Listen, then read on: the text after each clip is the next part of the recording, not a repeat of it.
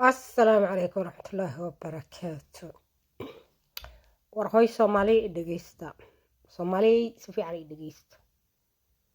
war waxaad tihiin reer ku shaayt wax ma maqlaysaan. Soomaali Carab ma tihidin, ma fahmaysaan? Carabta idinkaa dhalay dhageysta.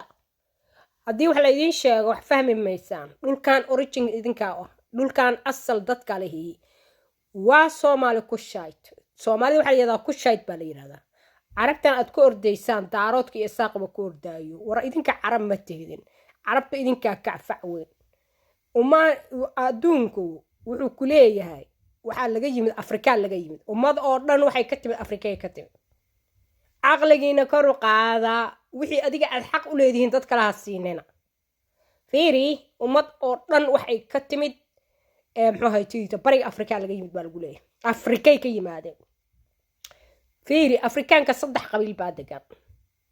waa Cushitic oo Soomaali, Ethiopiaanka, Eritreaanka. dadka kan galbeedka Afrika iyo Bantu oo galbeedka Afrika iyo koonfurta Afrika degaba. waa dadkan Bantuga la yiraahdo, dad jareerta u naqaan. waxaa jira Nilotiga oo isna dega South koonfurta Suudaan dega. oo wadankan cusub hadda Suudaanta laga gooyay dadka aad ku mudmado oo dhaadheer ah. Nilotiga waxaa kala Maasai Kenya degan. waa isku dar Maasai iyo waxa waaye Nilotiga iyo Kushite waa. marka wax fahma hadhiin Carab baan ahay. Carabta adaa ka fac weyn, adaa asal ah.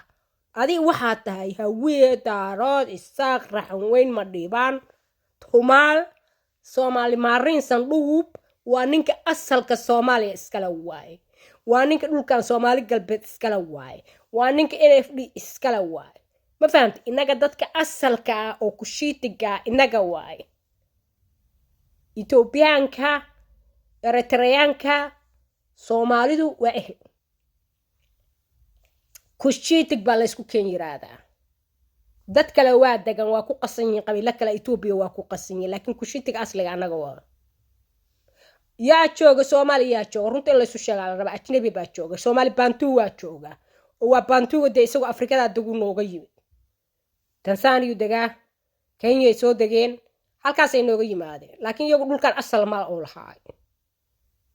waa yimaadeen laakiin ninkan cad ee reer xamarka ahi maaha ku shaydu maaha. waa haaf ku shayd buu noqonayaa hadda. wuu ku guursaday. hadduu ku guursaday haaf Soomaali buu noqonayaa ku shayda. laakiin asal isaga Carab waayo waaba cad yahay waaba u jeedaa. isku kalar ma ba tihidin. marka faham